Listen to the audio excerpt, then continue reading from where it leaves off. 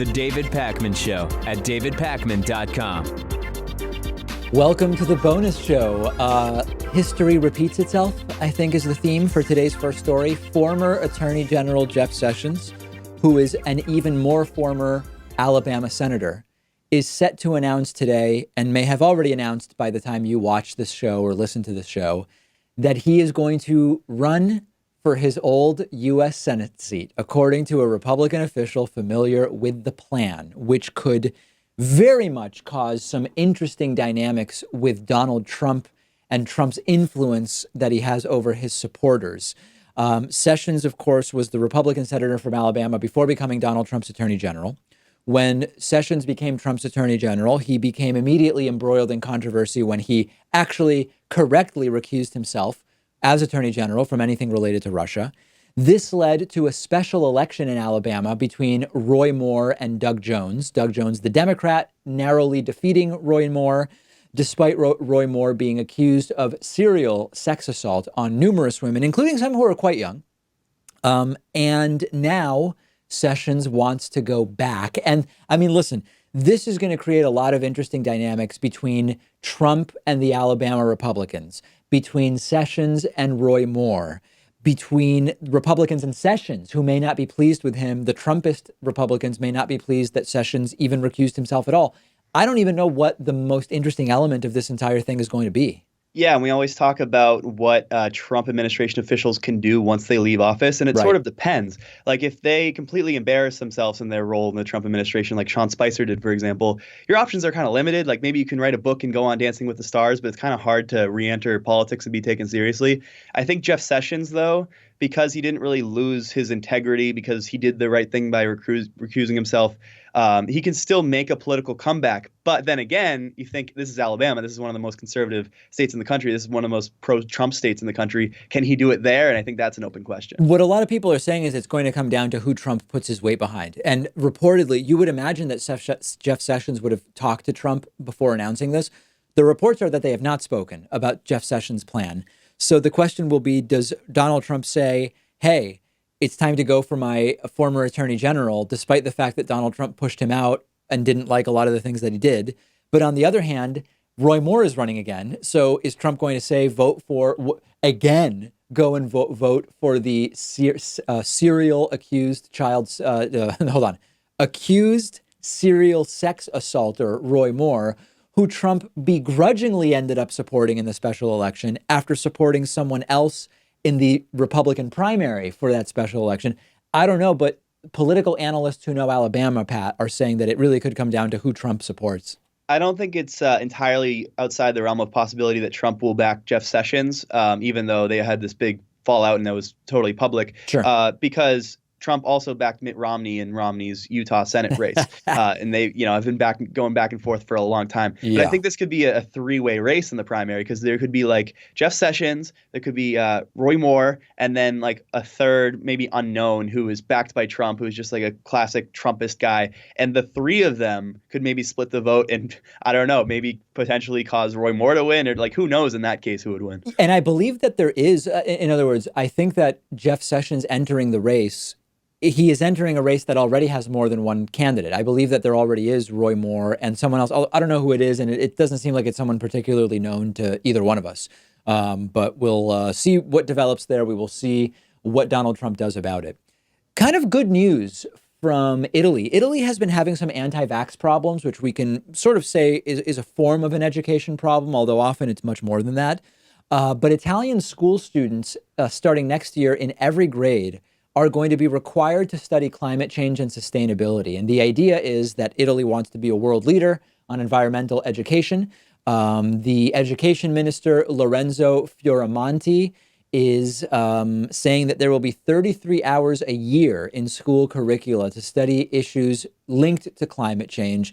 They will be built into civics classes. They will have an environmentalist footprint. And the idea is to create well-educated citizens of the world that will be part of solutions rather than problems. I think that this is absolutely great, Pat. And I think that in the U.S., we obviously should be doing this, but we should be going further. I've been talking about for years that in the U.S., we need to start teaching critical thinking early. We need to start teaching epistemology early. I would like to see philosophy taught early. And certainly considering climate science as an integral part of any serious education if you are supposed to come out of school understanding the paramount and foremost issues affecting our planet today. Why wouldn't you be studying this? So good for Italy for doing it. Yeah, it makes all the sense in the world, especially because climate change is an existential threat. Other topics that we teach in classes, like, maybe history or foreign languages or English, those are important subjects, and of course we should learn about them. But they're not nearly as serious as something like climate change is. And students are primarily the people who are going to have to take the burden of climate change. They're going to have to fix problems that we're leaving behind. And I think by teaching climate change in schools and like prevention, mitigation, you can inspire the next generation to come up with some innovative ideas. Like there's that, what is he, like 20 years old, that kid who came up with this way to get rid of the plastic garbage patch in the ocean. Yeah. You have Greta Thunberg, who's making headlines, big in the news right now. So I think this is something that other countries should be doing as well. Can you imagine in the United States as well too? If here in the United States there was a proposal made to mandate that climate science must be taught at every grade level, like can you even imagine what would happen within our education system? What Republicans would be doing? Like it's inconceivable the degree to which they would say this is the atrocity perpetrated of the decade by Democrats. And by the way, how sad is it that it's Democrats that would be saying that this is a good idea? It would have to be done by the states, and of course the blue states that would do that. It wouldn't be something that we could do nationwide, I don't think. And Italy, being front and center in this fight against climate change, kind of debunks this idea that scientists are just pushing climate change so they can get grant money here in the United States. Like that's the conspiracy theory that Republicans often push. Well, if that's the case, then how come there's so much universal consensus on this issue? How come it's not just scientists in the U.S. who buy into climate change? It's also people in Italy and Germany and Africa and Asia. Like, is everyone just bought and paid for here on this issue? Of course, yeah. The reason that Botswanan scientists are accepting the science on climate change is because they want to get all of that Botswanan money to fund incredibly lavish lifestyles. That makes absolutely perfect sense. Yeah, no, it's crazy. And, motive alone does not a conspiracy make. And often that is all conspiracists have, is some hypothetical motive. In this case, the motive doesn't even make sense. We don't even have the motive for justifying why there would be this conspiracy to collude around, allegedly false climate science, which of course we know to be just the real science, and that's what it is. So good for Italy. We'll see if other countries implement this. And I would say we'll see if the U.S. does it, but obviously we won't. But as Pat says, maybe there will be blue states where they will say, as a matter of course, we are going to teach climate science to kids. And we should also do critical thinking and we should do epistemology. But it's, you got to start chipping away. Maybe there's some low-hanging fruit and we could make some progress. We've talked about the criminalization of poverty and homelessness. And one place where the city council is taking action is Las Vegas, which has approved a ban that will make it illegal to camp or sleep on the streets in certain parts of the city. Of course, this will criminalize homelessness in many cases. This passed 5-2 after a bunch of hours of public comment at the Las Vegas City Council. It will make it a misdemeanor to rest, sleep, or lodge in the Las Vegas downtown district and some residential areas if there are shelter beds available. So that's a good thing because it does, if it's not illegal, if shelters are full, that creates some impetus to make sure that there are shelter beds available. But still, you are criminalizing being poor and being homeless. Violators will be fined up to $1,000 or jailed for up to 6 months. We know that oftentimes, even if there is a bed available in a shelter, conditions are not always safe. Conditions are not always appropriate. They are not always what we would like them to be. So we've seen this in San Francisco in different ways, Pat. I don't deny for a second that there is a problem in Vegas with homelessness on the streets. I go to Vegas twice a year for a conference. When you walk around the Strip area, there's no question that there are areas where one might not feel particularly safe, although I've never witnessed any violence or anything like that. It's people who are down on their luck and looking to acquire some money or just for a place to sleep. But this is a theme that we've been following. Yeah, and they say that they don't want to make this penalty oriented. Like there will be a law in the books that you could face jail time or a fine if you're sleeping on the streets. Yeah. But hopefully that's just a last resort. Problem with that is if you have individual police officers enforcing the law and maybe they come across a repeat offender, someone who, sleeps on the street day after day, maybe they would put that into their own hands and try to charge the person with sleeping on the streets, maybe arrest them. And, that doesn't help the situation. How is that supposed to help them reintegrate back into society? So I don't think this is the right move at all to criminalize this. And it seems like such a natural thing, right? I mean, like this is just our normal body functions. We eat, we sleep. I think that it's criminalizing something that's just so human to be able to like get rest. And if you have nowhere to go, I mean, and maybe you just don't want to go to a shelter for whatever reason that may be. There are many legitimate reasons. The right to do that. Yeah. The other thing about this is going to actually make solving, if we believe that the idea is to end homelessness, right? Which it should be, but maybe it's not actually. This is not going to help do it because in particular, people who are already homeless, it's harder for them to find jobs. It's harder for them to get back on their feet financially and get a place to live where they can rent.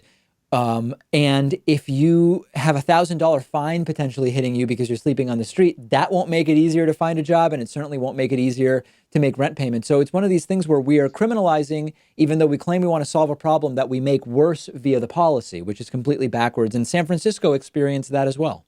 Yeah, and I would imagine that if you have some like big shot in Las Vegas who's visiting and he's wearing a $5,000 suit and he maybe just had too much to drink and he passed out outside of the bar and the strip, he's not going to get charged with anything. I think it's purely just the homeless population who are susceptible to getting criminal charges, and that's the double standard that we have in many parts of the country. I read a comment. I don't know if it was like the president of the city council or the mayor of Las Vegas, who said something like, we know that there are some flaws in this and we're going to work to fix them. Like, yeah, the main flaw is it's not going to solve the problem in any way, and it risks actually making it worse. That's sort of the primary flaw that I would find, that this may actually do the opposite of what you want it to do. Yeah, I mean, maybe I'm being cynical here, but I feel like the primary reason they're doing this is just so that rich folks don't have to see poor people on the street as they walk by them. I mean, maybe that is too cynical, but that's the same impression that I got when I went to Las Vegas a couple months ago, and I noticed that you can't just walk across the street. You have to go up an escalator, over a bridge, and then down the escalator to cross the street.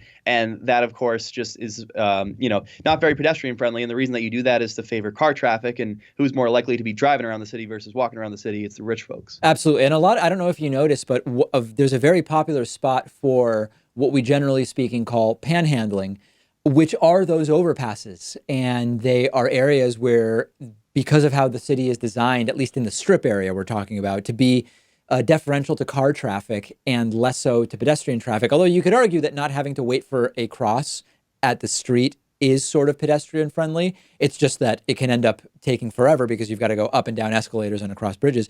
That is a very popular spot for the panhandling that it seems like they're trying to deal with. And I'll be totally honest, it's not the most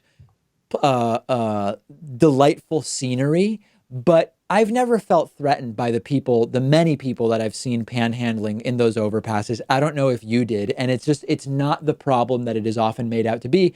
We could just deal with the homelessness rather than putting in criminal penalties, because it just, quite frankly, doesn't seem that urgent to me. Yeah, I wasn't threatened by the panhandlers. I didn't find them particularly aggressive. But what annoyed me is how it took like half an hour to walk across a mile. The street. Yeah. Yeah. I mean, that's just horrible. How could a city pass something like that? Yeah, that is an annoyance of Las Vegas, but one that we could call a first world problem, I think, admittedly. That does it for today.